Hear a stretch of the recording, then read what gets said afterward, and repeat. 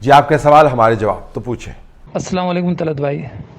کل کی فیصل واڈا کی گفتگو سننے کے بعد ایسا معلوم ہوتا ہے کہ اسٹیبلشمنٹ اور عمران خان کے درمیان جو ہے وہ دراڑ پڑ چکی ہے اور اب فاصلے جو ہے نا وہ بڑھتے جا رہے ہیں.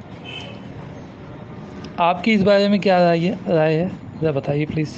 جی میں نے بھی گفتگو شنید جو ان کی تھی فیصل واوڈا صاحب کی، مفتاح صاحب بھی ساتھ موجود تھے اور اینکر بھی موجود تھے. جو انہوں نے باتیں کی کچھ حیران کن ہیں، لیکن یہ حیرانی آپ کی ختم ہو جائے گی اگر ایک اور انٹرویو کے اندر فیصل واوڈا صاحب اپنے بیان کو تبدیل کر دیں. تو عین ممکن ہے بیان تبدیل کر دیں گے، بالکل کیپیبل ہیں. تو لہٰذا پچھلا بیان جو ہے وہ ڈائلیوٹ ہو جائے گا. انہوں نے کہا یہ کیوں مجھے نہیں پتہ، انہوں نے کیوں کہا. حیران کن انہوں نے باتیں کی. ان کو تو یہ کہنا ہی نہیں چاہیے. وہ تو خود سب سے بڑے بینیفیشری ہیں اس ارینجمنٹ کے، جس ارینجمنٹ کے تحت بتایا جاتا ہے آپ کو کہ آپ نے کیا کروانا ہے. اگر بتایا نہ گیا ہوتا تو فیصل واوڈا صاحب 2018 کے انتخابات جیتتے. وہ بتایا گیا ہے کہ کیسے نتیجے آنے ہیں، تو تبھی فیصل واوڈا وہاں سے جیتے ہیں. اگر وہ نہ جیتے تو سینٹ کے اندر بیٹھے ہوئے ہوتے اس وقت. فیصل واوڈا کو بچانے والے کون ہیں؟ آپ کا کیا خیال ہے کہ حالات ان کو بچاتے ہیں؟ ان کی سیاست ان کی بچاتی ہے. ان کے سر سے یہ بتانے والوں کا چھاتا اگر آپ اتار دیں 2 منٹ نہیں لگیں گے، یہ ملک سے بھاگ جائیں گے. 2 منٹ نہیں لگیں گے، ملک سے بھاگ جائیں گے. بہت سارے لوگ بھاگ جائیں گے. لکھ کے دینے کو تیار ہوں. اس وجہ سے نہیں کہ بزدل ہیں، اس وجہ سے کہ ان کی سیاست اور ان کا تمام جو زوم ہے وہ انہی لوگوں کی مرہون محنت ہے جن کے بارے میں آج یہ کہتے ہیں کہ جناب آپ کو ہمیں نہیں بتانا چاہیے. تو بھائی ایک طرف سے آپ سینٹ کی سیٹیں لیتے ہیں، لابنگ کرتے ہیں، اور پھر ان کو کہتے ہیں ہمیں بتانا نہیں چاہیے. تو یہ تو نہیں چلے گا. کوئی دراڑ وغیرہ نہیں آئی جی. یہ فیصل واوڈا صاحب پتہ نہیں کس کیفیت میں یہ اور حالت میں یہ باتیں کہہ کے تبدیل ہو جائیں گی باتیں، دیکھیے گا آنے والے دنوں میں. السلام علیکم طلعت صاحب، امید ہے آپ اچھے ہوں گے. یہ آج جو کراچی میں وزیر داخلہ جو شیخ رشید صاحب ہیں، انہوں نے جو باتیں کی ہیں اور جو بازاری زبان استعمال کی ہے اور جو ایکشن انہوں نے اپنے ہاتھوں سے اور بازوؤں سے کر کے دکھائے ہیں، کیا وہ کسی مہذب معاشرے میں کسی بھی ملک میں ایک ہوم منسٹر لیول کا بندہ یہ پبلکلی کیمرے کے سامنے وہ اس طرح کر سکتا ہے؟ اور کیا سکیں اور کوئی فیصلہ اس کے خلاف لے سکیں؟ یہ کس طرح ہوم منسٹر بن سکتا ہے؟ کس طرح رہ سکتا ہے؟ اس کو ہم کیسے قبول کر سکتے ہیں؟ ٹی وی گھر میں فیملیز دیکھتی ہیں، کیا یہ اس کی ایکشن اور اس کی باتیں فیملی کے ساتھ بیٹھ کے دیکھنے والی ہیں؟ آپ اس پہ ذرا روشنی ڈالیے گا. شیخ رشید صاحب کی باتیں جب قابل اعتراض نہیں ہوتی تو ان کے جسچر جو ہیں وہ قابل اعتراض ہوتے ہیں. بالکل ٹھیک ہے، بہتر طریقے سے اپنے آپ کو کنڈکٹ کر سکتے ہیں. بسا اوقات ذمہ داریاں جو ہیں لوگوں کو چیزیں سکھا دیتی ہیں. عہدے کا تقدس جو ہے وہ لوگوں کو معتبر بنا دیتا ہے. یہاں پہ وہ نہیں ہوتا. عہدہ جو مرضی ہو، باتیں ویسی کرتے ہیں جیسے آج سے 20 سال پہلے کر رہے تھے، 25 سال پہلے کر رہے تھے. جملے بھی تبدیل نہیں کرتے، حرکات بھی تبدیل نہیں کرتے.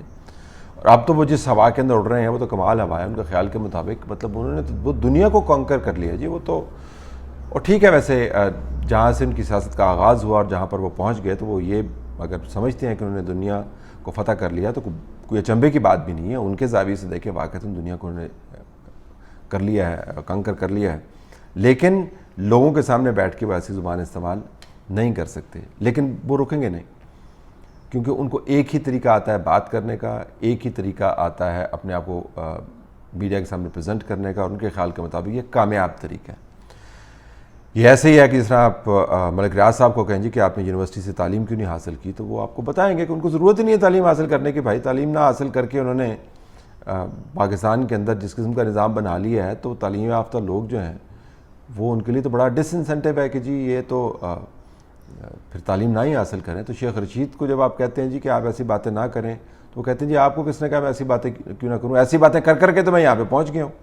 یہ ایشو ہے اصل میں. السلام علیکم طلعت بھائی. آپ نے ایک انالیسس کیا تھا اپنے پروگرام میں نواز شریف کے 5 یو ٹرنز بیانیے میں انہوں نے جو کیے. تو میرا سوال یہ تھا کہ جس طرح آپ بتا رہے ہیں کہ پارٹی جو ہے وہ شہباز شریف کے ہاتھ میں چلی گئی ہے اور نواز شریف نے اب خاموشی اختیار کر لی ہے، اور یہ کہ بقول آپ کے کہ وہ اب کہہ رہے ہیں کہ مجھے کچھ نہیں پتہ. تو یہ تو خیر کافی عجیب بات ہوگی کہ شہباز شریف اتنا متحرک ہوں اور ایک دوسرا بندہ یہ کہے کہ مجھے کچھ نہیں پتہ، تو یہ تو ماننے والی بات نہیں ہے آبویسلی. تو میرا کوشچن یہ ہے کہ پھر یہ جو اگر وہی کام کرنا ہے گھوم پھر کے آپ وہیں آگے جہاں سے آپ نے شروع کیا تھا اور پھر آپ کو ہاتھ ملانا پڑ رہا ہے دوبارہ اسٹیبلشمنٹ سے، تو یہ اس کا جو لب لباب ہے وہ یہی ہے کہ آپ عوام کو بیوقوف بنا رہے ہیں. جب تک آپ کے حساب سے چیز چلتی رہی ہے اس وقت تک آپ ٹھیک تھے. اب جب آپ پہ تھوڑا سا بوجھ زیادہ آیا ہے، تھوڑی سی پریشر زیادہ آیا، تو آپ اس کو ہینڈل نہیں کر پا رہے اور آپ ایک دوسری لائن بیک فٹ پہ جا رہے ہیں. تو اس کا کیا مطلب ہے کہ عوام کو پاگل بنا رہے ہیں؟ دیکھیں جی، جو 5 بیانیے ہیں میں نے اس وجہ سے کیا کیونکہ یہ تمام باتیں جو ہو رہی ہیں نون لیگ کے اندر، فرکشن کی باتیں ہو رہی ہیں، 2 بیانیوں کی بات ہو رہی ہیں، مریم ایک طرف، حمزہ ایک طرف، شہباز شریف ایک طرف، نواز شریف ایک طرف. ان وے سب کی ذمہ داری جو ہے وہ نواز شریف صاحب کو ہی اٹھانی چاہیے. پالیسی کے اندر لچک جو ہے وہ کسی پالیسی کے دیرپا ہونے کی سب سے بڑی ضمانت ہے.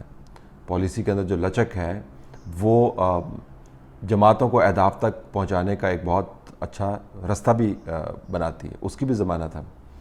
لیکن لچک جو ہے وہ کنفیوژن کا باعث اگر بنتی ہے اور وہ ایک دوغلی پالیسی کی صورت میں سامنے آتی ہے تو پھر وہ قابل قبول نہیں ہے. اس دوغلی پالیسی کے امیج کو ختم کرنے کے لیے جو کلیئرٹی چاہیے وہ نواز شریف صاحب کو چاہیے. ویسے تو بہت میٹنگز کرتے ہیں اپنی جماعت، 6 گھنٹے میٹنگ کرتے ہیں، 7 گھنٹے میٹنگ کرتے ہیں. جب دل نہیں آتا تو پھر پورا مہینہ ہی غائب ہو جاتا. رمضان میں میٹنگ کوئی نہیں کی، پھر ایک میٹنگ کرتے ہیں اس کو آدھا چھوڑ دیتے ہیں، پھر ایک اور میٹنگ کر لیتے ہیں.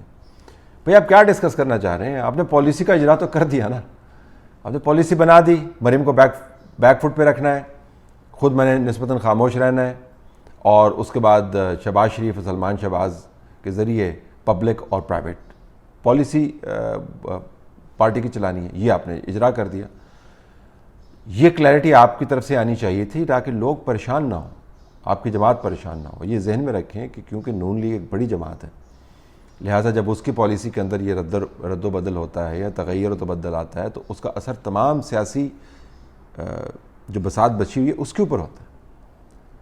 تمام جو گیم پلے ہے، جو فیلڈ آف پلے ہے، وہ اس سے ری آرگنائز ہو جاتا ہے، وہ تبدیل ہو جاتا ہے. تو یہ دھیان رکھنا چاہیے کہ صرف یہ معاملہ یہ تو نہیں کہ ہن شہباز نو اگے کر دیو تو ہن نواز اگے آ گیا، تو ہن مریم کھیڈے تو ہن حمزہ کھیڈے. اس طرح تو نہیں سیاست ہوتی نا.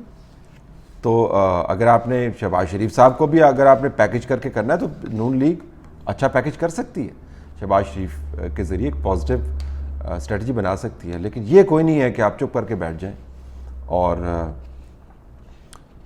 خاموشی اختیار کریں. خاموشی جو ہے ہر وقت دانش مندی کی علامت نہیں ہوتی. بسا اوقات لوگ یہ بھی صحیح سمجھتے ہیں کہ آپ کے پاس اب جواب نہیں ہے نا، ویسے ہی جواب نہیں ہے. جب پوچھا گیا کہ آپ نے جنرل باجوہ کو ایکسٹینشن آپ کی جماعت نے کیوں دلوائی تو جواب نہیں تھا نا، آئیں بائیں شائیں کرنے لگے. اب بھی پوچھیں گے تو آئیں بائیں شائیں کریں گے، لیکن آئیں بائیں شائیں جو ہے اس سے جماعتیں نہیں چلتی. السلام علیکم شاہ جی، دوبارہ بول رہا ہوں خواجہ محمد احمد. ابھی ہیڈ لائن سنی ہے 10 بجے کی.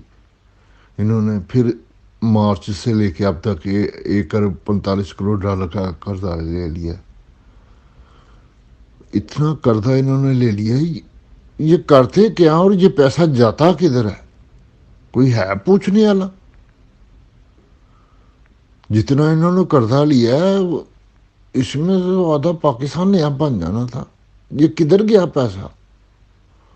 چلو کوئی کچھ کرتا آدمی تو نظر بھی آتا ہے. یہ کدھر گیا پیسہ؟ کوئی ان سے پوچھے، خدا کے لیے ان سے کو پوچھے. مہربانی، شکریہ، اللہ حافظ. بہت بڑا سوال آپ نے کر دیا جی. ملک کی تاریخ کے سب سے زیادہ کم مدت میں سب سے زیادہ قرضے لینے والے جو ہیں وہ اب یہ حکومت بن گئی ہے. مزید قرضہ بھی لینا ہے. یہ بالکل ایک متھ ہے کہ ہم پرانا قرضہ ادا کرنے کے لیے نیا قرضہ لے رہے ہیں. اگر پرانا قرضہ ادا کرنے کے لیے قرضہ لے رہے ہیں تو آپ کا ڈیٹ پروفائل جو ہے وہ اس طرح نہیں بڑھتا جس طرح آپ بڑھتا ہے. تو ظاہر ہے آپ پروجیکٹ کو آپ نے بڑا لگایا نہیں، تو پیسہ جا کہاں پہ رہا ہے؟ پیسہ وہیں پہ جا رہا ہے جہاں پہ جاتا ہے. جن لوگوں کو پیسے کی ضرورت ہے خرچوں میں سے پیسے نکالتے ہیں اور خرچوں کو پھر پورا کرتے ہیں قرض لے کر، اور قرضوں کے ذریعے معیشت کو سنبھالا دیا ہوا ہے، اور ایک انتہائی عارضی اور کمزور قسم کا لبادہ جو ہے ہم نے تیار کیا قرضے لے کر معاشی ترقی کا۔ کمال یہ ہے کہ 5.8% پر چلتی ہوئی معیشت کو مائنس میں لے کے جاتے ہیں ترقی کو، مائنس کو پھر 2 سال لگا کر پلس میں کنورٹ کرتے ہیں اور کہتے ہیں ہم نے بڑی ترقی کی ہے، پھر پلس کو اگلے 3 سال کے اندر مزید پلس میں لے جانے کی بات کرتے ہیں اور کہتے ہیں کہ پاکستان کی قسمت تبدیل ہوگی۔ یعنی بیس لائن 5.8 تھا اور 5.8 سے نیچے ملک کو لے جا کے بدترین نقصان کیا، پھر آدھ میں لا کے کلیم کیا ہم نے ترقی کی، پھر اس کے بعد 5.86 کے پاس لے جانے کی بات ہے جو بیس لائن تھی، جہاں سے آپ نے اکانومی اٹھائی تھی یا جہاں سے دھرنوں کا آغاز آپ نے کیا تھا، اس کو اچیو کر کے کہیں گے جی چھاتی کے اوپر ہاتھ مار کے ہم نے بڑا کام کیا۔ تو یہ قرضے جو ہیں جی آپ کی اور ہماری فلاح میں تو نہیں جا رہے، نہ ہی ملک کے اندر کوئی بڑا پروجیکٹ ہو رہا ہے۔ تو پھر تیسری ایک ہی جگہ ہے جہاں پہ قرضے جاتے ہیں، یعنی کہ لوگوں سے پیسے لے کے آپ ادھر ادھر لگاتے رہیں اور جو بیچ میں گیپ آئے وہ قرضوں کے ذریعے آپ اس کو پورا کریں۔ السلام علیکم سر، اظہار کاکڑ جرمنی سے بات کر رہا ہوں۔ سر آپ سے سوال یہ پوچھنا تھا کہ ہمارے پرائم منسٹر محترم عمران خان صاحب جب اپوزیشن میں تھے، مطلب کئی سال پہلے، تو وہ جب بھی وہ تقریر کرتے تھے تو ہمیں یہ بتاتے تھے کہ جو چائنا کی گائے ہیں وہ اتنا لیٹر دودھ دیتی ہے، اور جو آسٹریلیا کی گائے ہیں وہ اتنا لیٹر گائے دودھ دیتی ہے، جو پاکستان کی جو بیچاری گائے ہیں وہ بہت کم دودھ دیتی ہے۔ اب وہ 3 سال سے حکومت میں ہے، اب بھی وہ گائے بیچاری اتنا ہی دودھ دیتی ہے، اور وہ ابھی بھی وہی سنا رہے ہیں اپنے اس میں تقریروں میں، پرائم منسٹر ہو کے بھی۔ وہ بیچارے وہ کیٹو کا انوگریشن تھا کوئی، اس میں وہ چائنیز انجینئرز وغیرہ بیٹھے ہوئے تھے، بجائے ان کو کوئی خراج تحسین یا ان کو کوئی اچھی سی باتیں ان کو موٹیویٹ کرتے، یا اور لوگوں کو جو ہے نا جس میں ان لوگوں نے خون پسینہ لگایا ہوا ہے، یہ ان کو گائے کی وہ بتا رہے ہوتے ہیں کہ ہماری گائے اتنی بیچاری ہے۔ سر آپ اس پر تھوڑی روشنی ڈالیں، کیا ہمارے یہ جو ابھی تک گائے اور کھٹوں سے کیوں نہیں نکل رہے پرائم منسٹر صاحب؟ جی سچی بات ہے، میں بھی یہ نہیں سمجھ پایا کہ عمران خان صاحب جو ہیں وہ ایک ٹری پلانٹیشن سے گائے سے دودھ نکال کر، مرغیوں سے انڈے لے کر وہ ملک کی قسمت کو کیسے تبدیل کرتے ہیں۔ مطلب یہ کہ ہاتھ ہلانے سے تو ملک کی قسمت تبدیل نہیں ہوتی نا۔ ان کا خیال ہے کہ ان کا ہر ایک جملہ جو ہے وہ انسانی تاریخ کا عظیم ترین جملہ ہے، اور ان کا ہر ایک قدم جو ہے وہ پاکستان کو چاند کی طرف لے کے جا رہے ہیں، اور ان کا ہر ایک بیان جو ہے بھلے وہ گائے سے متعلق ہو، پاکستان کے اندر بنیادی معاشی تبدیلی اور انقلاب برپا کر سکتا ہے۔ تو یہ تو ایک خیالی دنیا جس کے اندر موجود ہے، حقیقت کے سے کوئی تعلق نہیں۔ آپ تھیوریٹیکل ڈیبیٹ جتنی مرضی کر لیں پاکستان میں کہ جی نہیں میں آپ کو بتاتا ہوں وائٹ ریولوشن کیا ہوتا ہے، میں آپ کو بتاتا ہوں گرین ریولوشن کیا ہوتا ہے۔ حالت یہ ہے کہ آپ نے اپنی طرف سے اتنے درخت لگائے ہیں، اور دنیا کی جو 10 سب سے زیادہ آبادی والے قومیں ہیں ان میں سے صرف پاکستان ہی ہے جس کو بائیڈن ایڈمنسٹریشن نے نہیں بلایا۔ ہم انوائرمنٹ کرتے ہیں، کہتے ہیں بڑا ہم نے کام کیا، دنیا اکنالوجی نہیں کرتی، اور جو اعداد و شمار ہیں وہ بڑے عجیب و غریب قسم کے ہیں۔ تو انوائرمنٹ ہو گیا، مرغیاں، انڈے، گدھے بھی ایکسپورٹ کر کے کہہ رہے تھے کہ ہم بڑا کام کریں گے۔ تو یہ تو کوئی ویژن نہیں ہے جی، یہ تو آپ عام جگہ پر کسی سیمینار میں ایسی تقریر کریں، اور اگر وہ پی ٹی آئی کا سیمینار نہ ہو تو آپ کو پتہ چلے گا کہ لوگ کیسا ٹریٹ کرتے ہیں اس خیالی پلاؤ کو۔ خیالی پلاؤ بھی نہیں، یہ پتہ نہیں کیا ہے، لیکن وہ ہر وقت چکن مٹن اور بیف پکاتے رہتے ہیں۔ اب اس کا تو کسی کے پاس کوئی علاج نہیں۔